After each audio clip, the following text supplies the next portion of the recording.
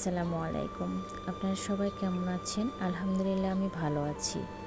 আবারও নিয়ে এলাম আব্দুর রহমান এগ্রোতে আপনাদের মাঝে নতুন একটি ভিডিও।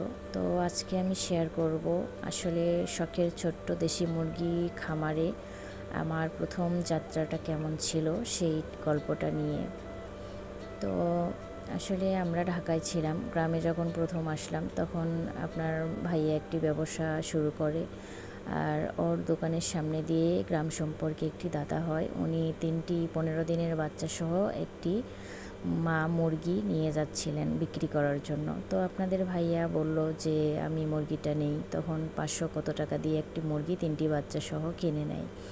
নিয়ে আসার পর আসলে আমাদের ঘর ছিল না রাখার জন্য, তাই শোবার ঘরেই রেখেছিলাম মুরগিগুলো। অনেক কষ্ট হচ্ছিল, তারপরেও সমস্যা মনে করিনি, কারণ হাঁস মুরগি আমার অনেক ভালো লাগে।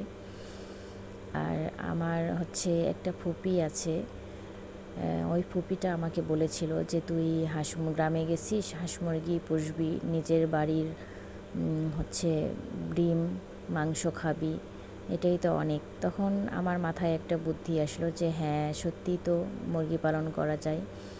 তো তখন আমি মুরগি পালন করা শুরু করি, আরও কয়েকটা মুরগি আমি নিয়েছিলাম। আর বাকিটা শেয়ার করব আরও সামনে নতুন ভিডিওতে। সবাই আমার জন্য দোয়া করবেন। আসসালামু আলাইকুম।